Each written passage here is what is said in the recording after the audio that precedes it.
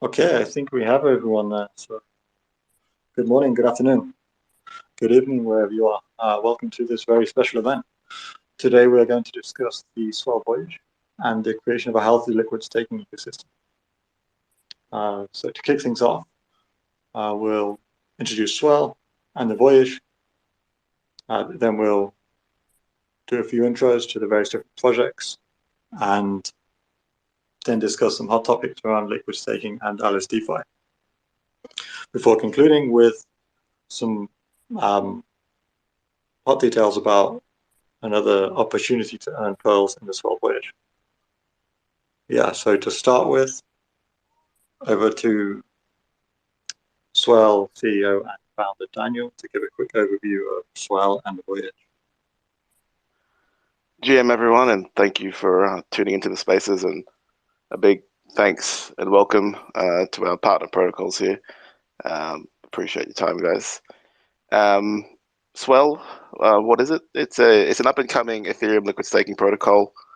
We're in the middle of a voyage at the moment, which is effectively a pre-token rewards campaign period where you can be rewarded for being an early participant within our protocol. So effectively, being an early staker or early liquidity provider to the protocol. In exchange, you'll receive and be able to accumulate pearls, which will be eventually convertible to our Swell token, effectively earning your share of governance power in our liquid staking protocol. At our TGE event, which will culminate at the end of the voyage, which is currently slated for mid to late Q3. So in terms of Swell so far, we've been live on mainnet for about 5 weeks, and we've had a very successful launch so far, and had a lot of healthy traction, which is great to see, and also very important for in effect the topic of today's conversation, which is really about creating a healthy liquid staking ecosystem. There's been a lot of talk and rightly so about sort of the risks of Lido in particular, but just generally the need to have more diversity, and I think it's all incumbent upon all of us here, especially on builders, to be able to promote a healthy liquid staking ecosystem. And I'd just like to close by just highlighting to you guys that we just recently announced a very sort of special offer with the voyage. We have this a promotional period where you can earn bonus pearls for minting Sweeth, and there's more details in our tweets, and yeah, it's all very exciting. So yeah, we're looking forward to sort of continuing this journey with you and delving into this space. Thank you, Daniel. And just to follow on from that, if you head over to the Swell Twitter, you can earn some pearls yourself by retweeting the pinned thread. Right, so should we get into some intros to all of our speakers? Please could you tell everyone who you are and just a little bit about your project. Maybe we'll start with Alchemix. Hey, I'm Scoopy Trooples, one of the co-founders of Alchemix, and we are a CDP platform that offers self-repaying loans and gets DeFi yields and LSD yields in order to repay your loans. I'm overqualified also with Alchemix. I'm with the BizGov subDAO. Thank you. And do we have a Pendle?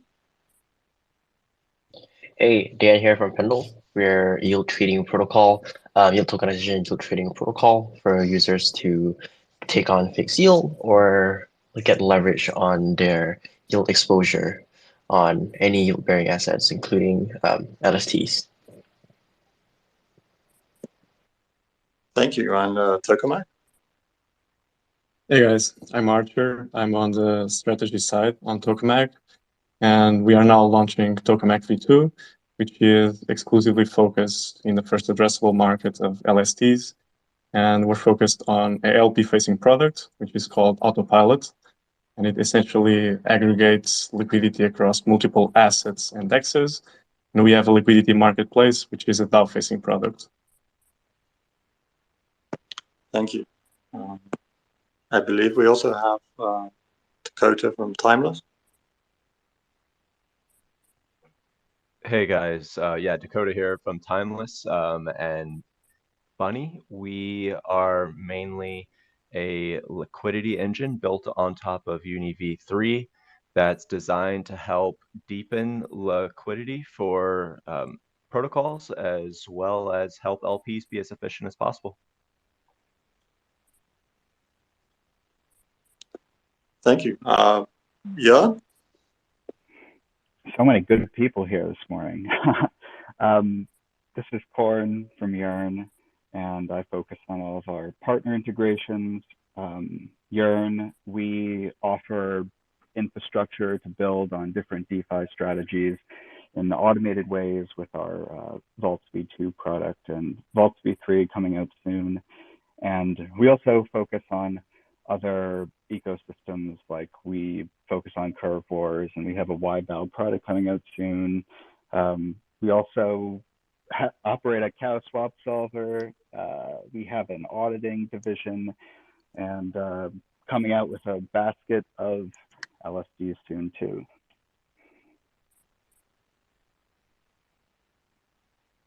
Thank you.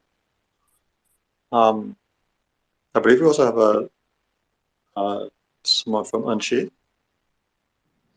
Hey guys, this is Wagme. I'm the protocol lead over at Unsheath. So Unsheath is actually, speaking of basket of LSDs from Yearn, we are actually a LSD aggregator, and essentially we offer a diversified basket of liquid staking ETH, where users can deposit various LSTs and mint Unsheath, which represents sort of this just holding Unsheath. Users can earn ETH staking yield plus swap fees between the different LSTs.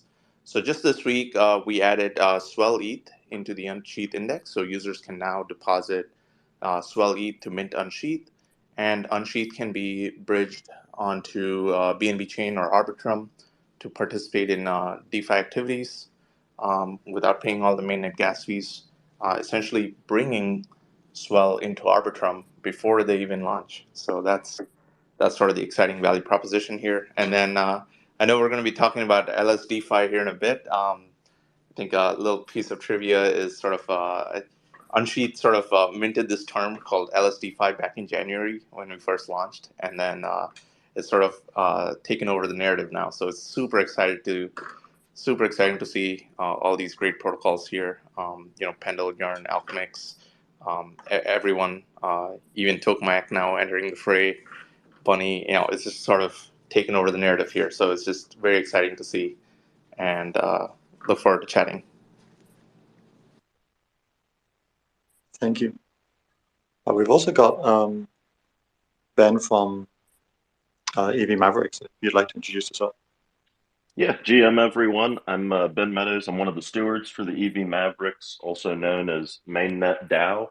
I like to describe us as a DAO, a group of Ethereum OGs. It's an enthusiasts, about 1,000 of us, give or take, and our goals are public goods, education, and decentralization. So Swell fits in real well in sort of that portfolio of goals. So happy to be here today.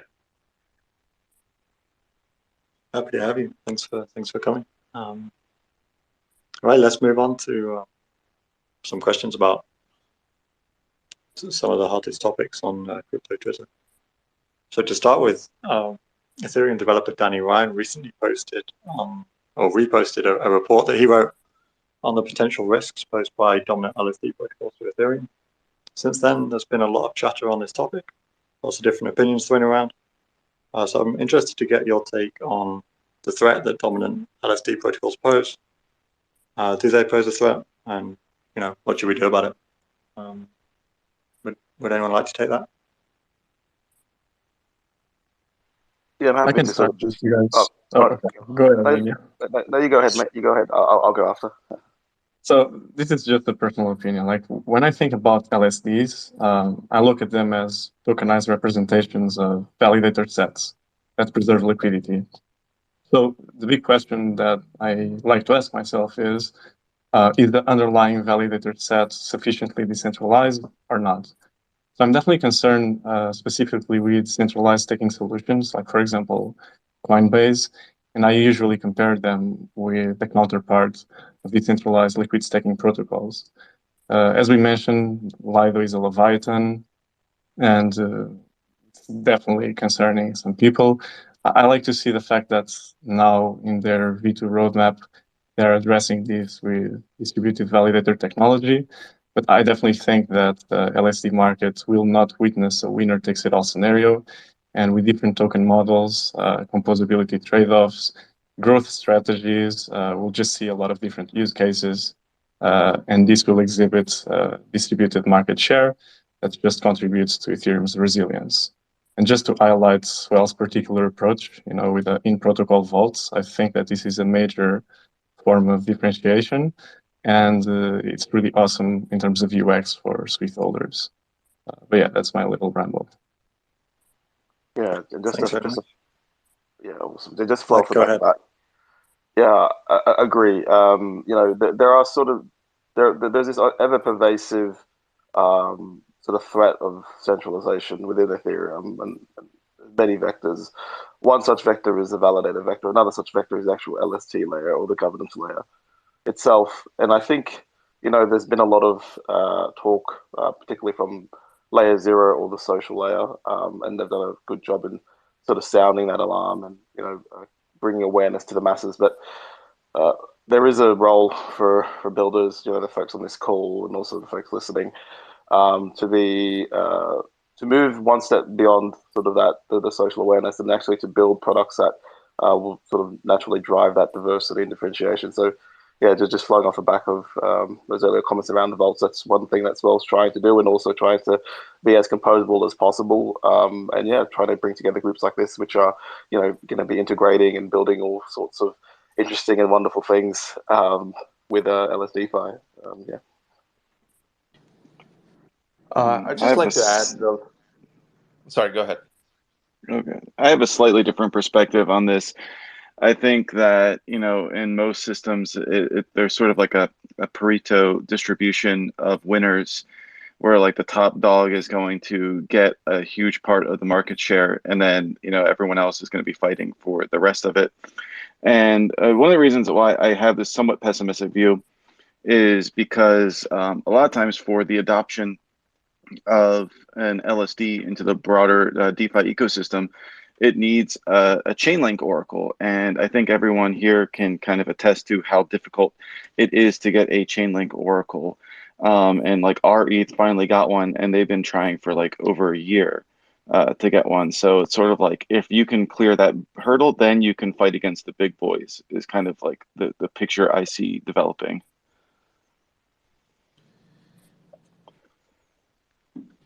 I think I have a slightly different take here, which is I think it's true that it was almost like a winner take all. The big get bigger, the ones who's most liquid gets the most TVL, and that was always sort of the paradigm in the liquid staking space pre-Shanghai.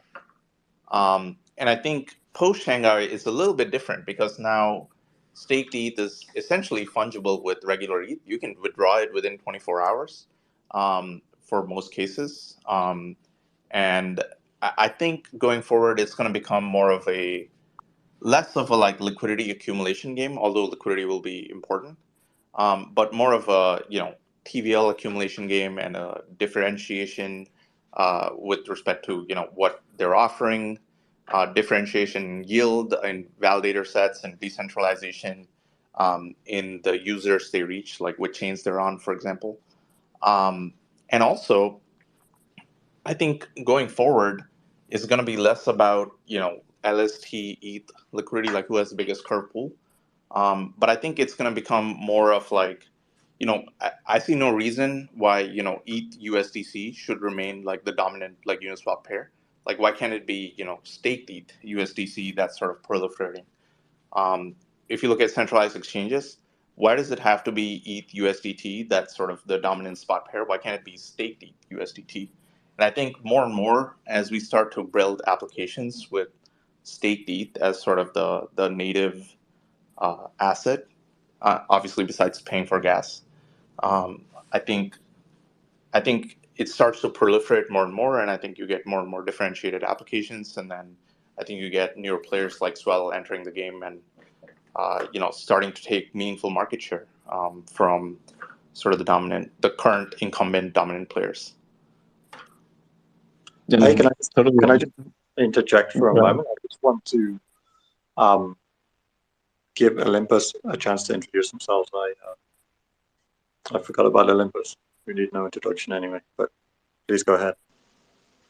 No, sure, no worries at all. So yeah, this is Java from Olympus.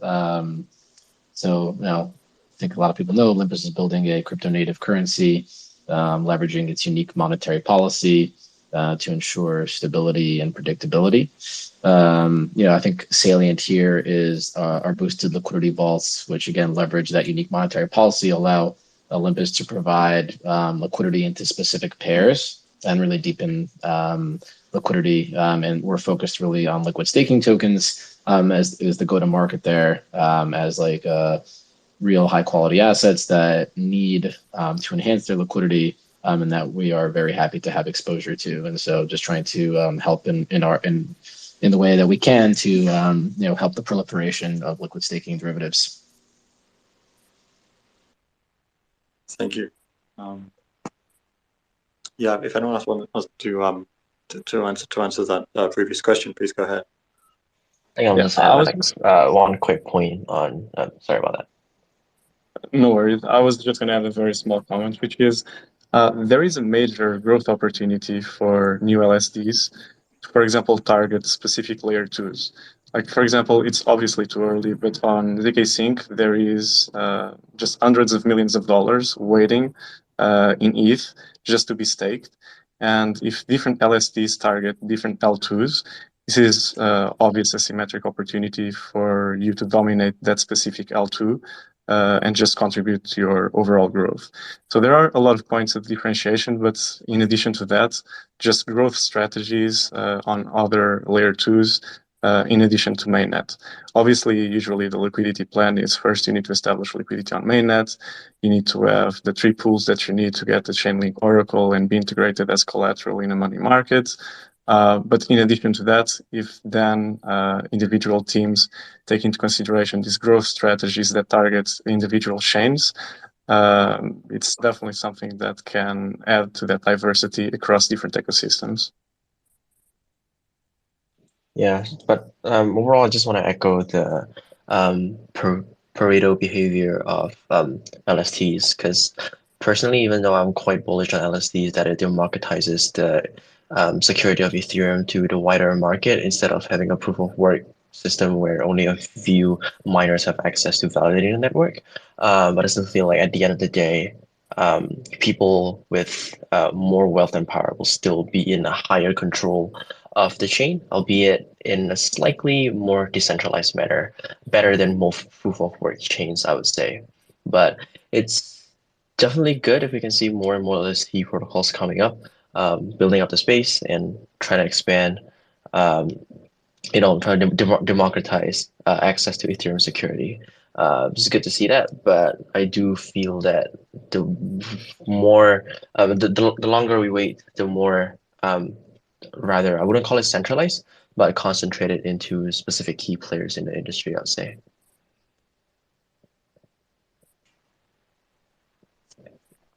Thank you. Would anyone else like to add to that? Or we can move on to the next point. So since the merge, we've seen the rise of liquid staking. We've seen these tokens become more foundational to DeFi. And I'd just like to know, how is your project responding to the rise of LSDeFi? In which direction is it pushing LSDeFi? Would anyone like to take that? Yeah, maybe that would be a good one for me. Being that we're helping protocols get access to Uni v3 concentrated liquidity. This is pretty great news for us, right? Stable pairs do really well with concentrated liquidity, and we're positioned to help them take advantage of it and try to help see whatever dreams X protocol has to try next on their horizon. So as Archer mentioned, L2s are an interesting playground for gaining market share, and so we're hopeful that we can help kind of create niches for everyone.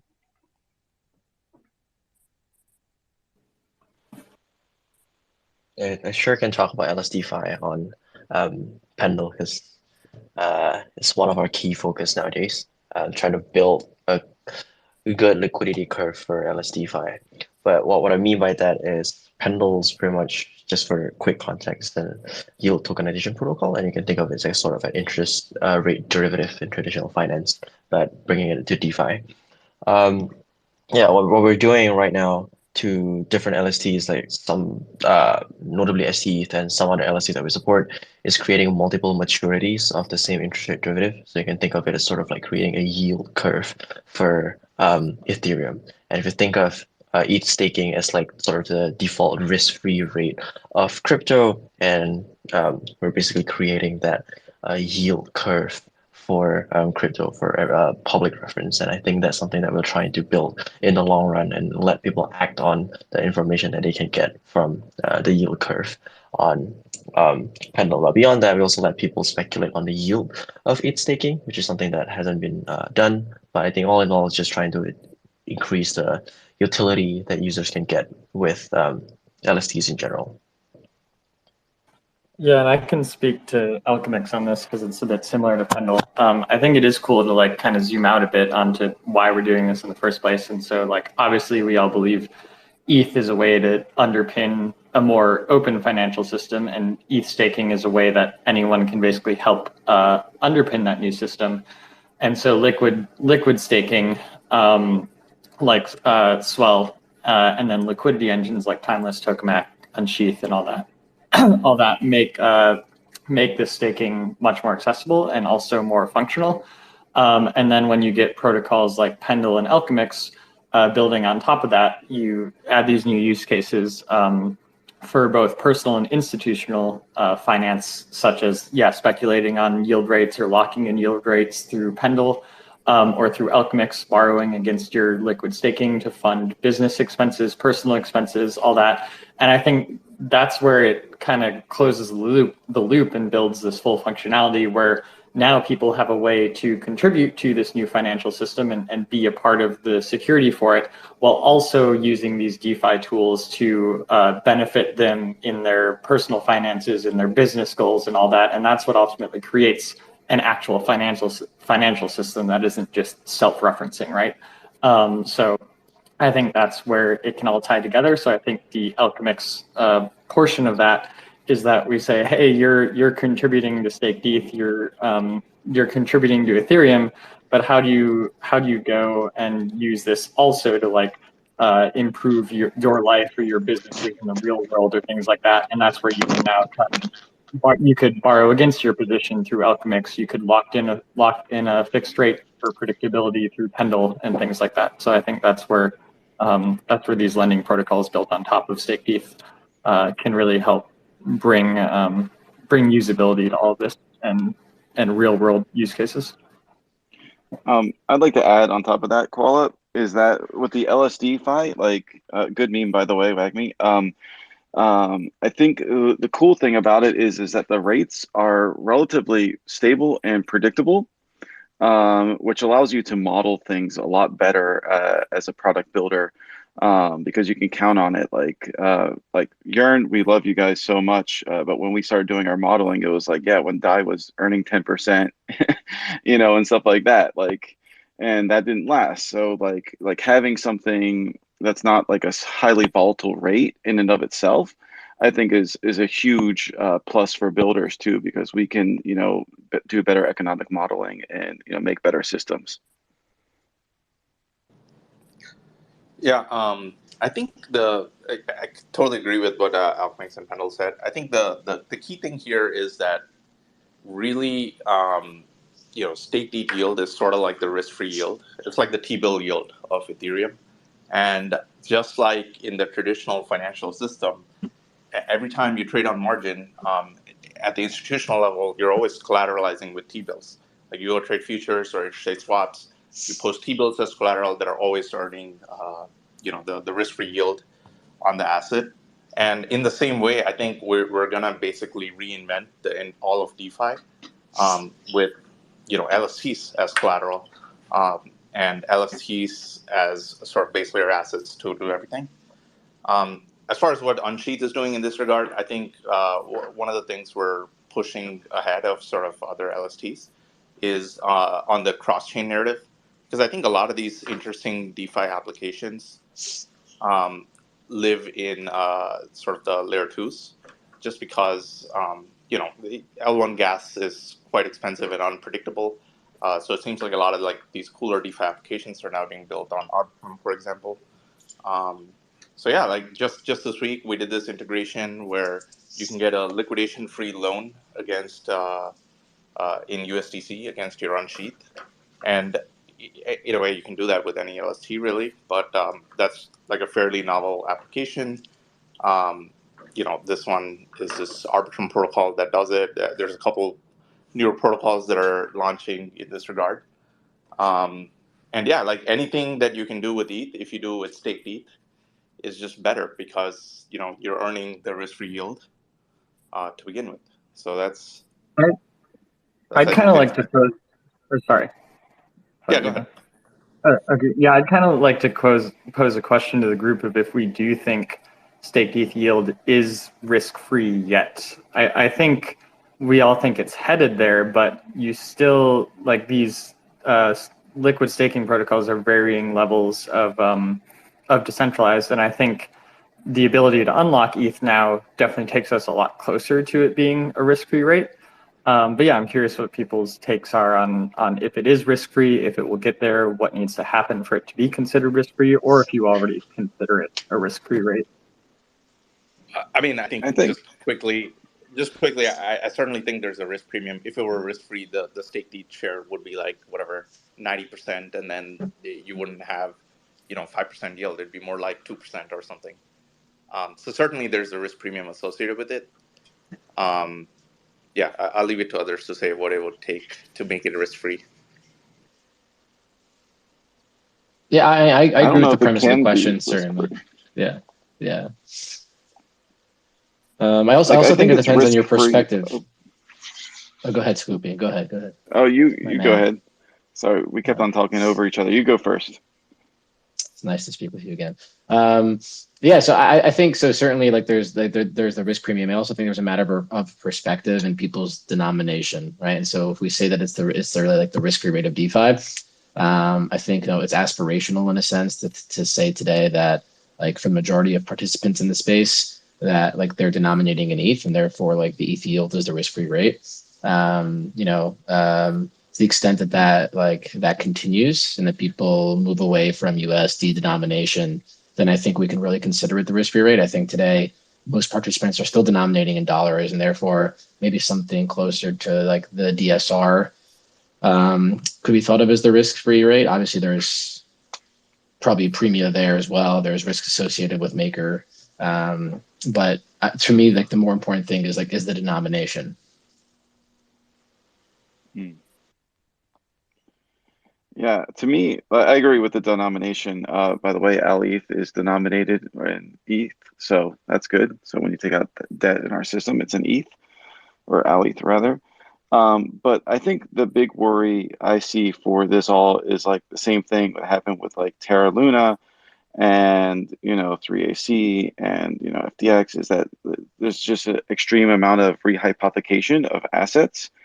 So you'll have like the same ETH that's securing a node, like restaked in EigenLayer, and then leveraged 20x on Aave or Gearbox or some other protocol, and then there's some other financial derivative made on top of that that people then learn how to leverage. And then, what happens if there's like a big liquidation that happens because of one of these schemes, and then the exit withdrawal queue is packed for like, weeks, if not months, as it's trying to get all this ETH out, that people are, needing to use to like arbitrage it. So I think some giant event like that is maybe in our cards, because we are doomed to repeat our history.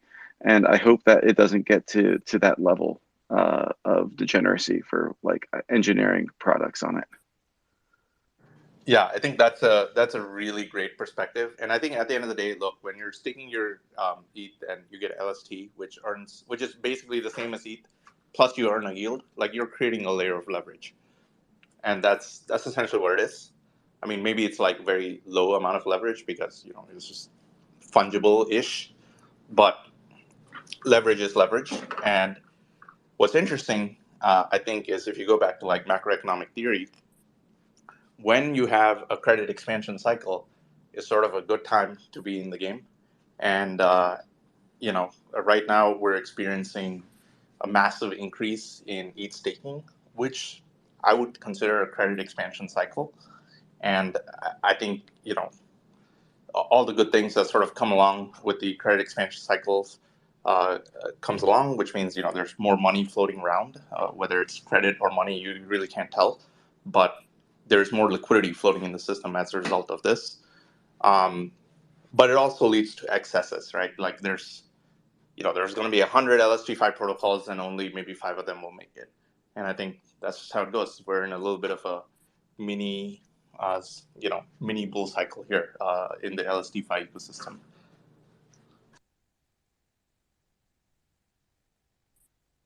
Yeah, I think this is a good opportunity for me to introduce what we're working at Tokamak. So engineering Tokamak V2, it's really a new protocol versus V1, but the core ethos stays the same. And I'm always very bullish if I'm building something alongside the rest of the team that solves a problem that I have. And one of the problems that I had as LP that wants to have ETH exposure was that while LPing to peg ETH LST pools, the yields were constantly shifting, and LPs nowadays, they can't optimize assets due to the complexity that is associated with the rebalancing logic and just intrinsic gas costs. So the first addressable market that we are focusing, it's really the LST market, because we see a major opportunity in here. And Tokamak V2 will comprise these two main products through something that we call liquidity management pools. So we have a dynamic pool allocator that optimizes yield for LPs across different pools and indexes. This is called the autopilot. And then we have a liquidity order book that enables DAOs to rent liquidity in real time according to a transparent market rate. We call this the liquidity marketplace. And something interesting is that when we talk, for example, about the staking rates, I think about a different rate, which is the liquidity rate. So the cost to rent ETH liquidity by LST protocols. So the main core concepts in our architecture are really the liquidity management pools, which is our core building block that is configured with assets. So for example, SWEET, STETH, RETH, and then different pools and indexes. So you can imagine SWEET ETH on Balancer, STETH ETH on Curve, SWEET ETH on Maverick, etc.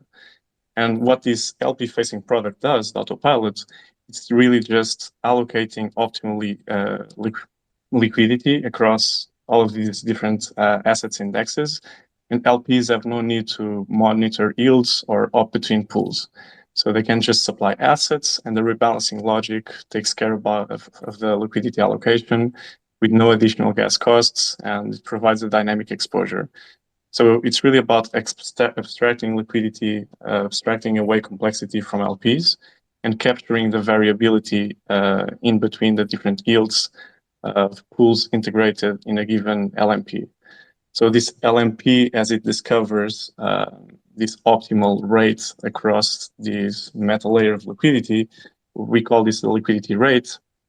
And this is the market rate that is discovered by the autopilot. So then the liquidity marketplace, it's the product where DAOs can just rent liquidity in real time according to these liquidity rates. So it really removes the guesswork. You pay exclusively for liquidity that is allocated to you, and it's all done according to this transparent rate. And this is really just market dynamics on both sides, meaning that we have no voting. We just have an algorithm that optimizes these LP positions, and it takes into account several inputs. It's not just the maximum yield on each pool. No, it takes into account the various types of yield. So underlying yield that comes from the LST, trading fees, additional incentives. But in addition to that, it takes into account, for example, the underlying LST backing. And this is something that is very specific to LSTs. So given that we can check on chain what's the LST backing, we can compare it with the exchange rate and take into account if it's trading at that premium or discount, and then take into account slippage, liquidity constraints, etc. So ultimately, we're trying to just provide on the liquidity side of things for LSTFi, an optimal solution for LPs that want to have a dynamic exposure, and provide to those this novel solution, which is just accessing liquidity in real time, which is something that doesn't exist with current gateway systems, so that they can adjust their liquidity needs in a deterministic manner. Thanks for that. I'm just going to steer the conversation back towards the final question, which is, how do you see the liquid staking market developing over the next year? Anyone got any free alpha? I see there's going to be a massive expansion in DeFi protocols, chasing this both old and new, because it's a great financial primitive to build on. So I think we're going to see new exciting products. We're going to see existing DeFi protocols innovate and build on them as well. So I'm excited for it. Yeah, and ultimately, so the percentage of staked ETH will just continue to increase. The opportunity cost associated just with holding versus staking just makes this evident. And we are already starting to see this. We see tons of money markets incorporating LSDs as collateral. We are also starting to see the rise of stablecoins backed by LSDs. And this is actually something that we touched on the last call between Tokamak, Swell, and Maverick. LSDFi is just going to become DeFi. In one way or another, DeFi protocols will have to incorporate the yield-bearing version of ETH. So yeah, very excited for the foreseeable future. And there's a lot of space in the market for more ETH to become staked ETH. Right now, I'm just looking at DeFi Llama. There's $18 billion of LSDs right now. That's there's a $221 billion market cap for Ethereum, so that's 8%. Lido has, let's say, 75% market share. That's 6% of all the Ethereum. So there's a lot of space to grow in this market. Yeah, I mean, this isn't really alpha per se, but everyone's sort of focused on, I think everyone's focused on like, hey, Lido is like 80% market share in liquid staking. Everyone's sort of focused on, hey, like, where does the next 100 million go in the the sort of LSDFi yield farm of the flavor of the week. But I think that like we should all step back. It doesn't really matter, like sort of where the next 100 million in TVL goes. Whether it's Swell or whatever the latest LSD stablecoin farm or even Unsheath. I think what matters is how do we get the next $200 billion in unstaked Ether staked, and then we're all going to make it. I think you guys are right with hopefully there's going to be a lot more development on the composability side of things. For instance, we're working on being able to use these LST LP tokens as collateral. I did drop a comment below for our price oracle for Bunny LP's tokens that's headed to audit. That's super interesting, and I definitely think that we should talk with you guys. I've actually been looking at it, and Bunny is definitely something that makes perfect sense to integrate as a destination for liquidity. And the way that I think about what we're developing, it's basically what 1inch did for trade execution, we want to do for liquidity deployments. So yeah, going forward, there are opportunities to definitely collaborate on that side. And our LMPs, they use the 4626 standard. So we are also very excited to see what options of integrations of using something that is already optimally allocated across different LSTs and pools as collateral, for example, for stable coins or many other options. So composability will also take a leap within the coming year.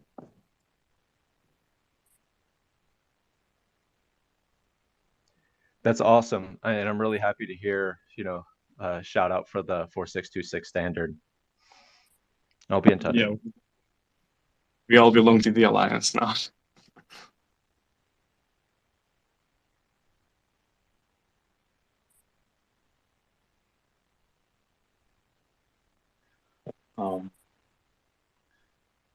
If there are no more responses there, then I think would be about time to finish up here. Yeah, so I'd just like to remind you about the Swell Voyage. A lot of what we're doing at the moment is aiming to contribute to the creation of a healthy liquid staking market. And the primary vehicle for that at the moment is the Voyage, which is our airdrop campaign, in which you can collect pearls that will be redeemable for Swell tokens at the TGE. Today, we've announced that you can earn pearls simply by minting Sweeth. And if you go onto our Twitter page and retweet the announcement, you will also be eligible to win 100 pearls just by quote tweeting. Yeah, so thank you everyone for attending. Thanks, guys. Thanks for having me. Cheers. Thank you. Thanks. Speak to you soon, guys. Thanks, everyone.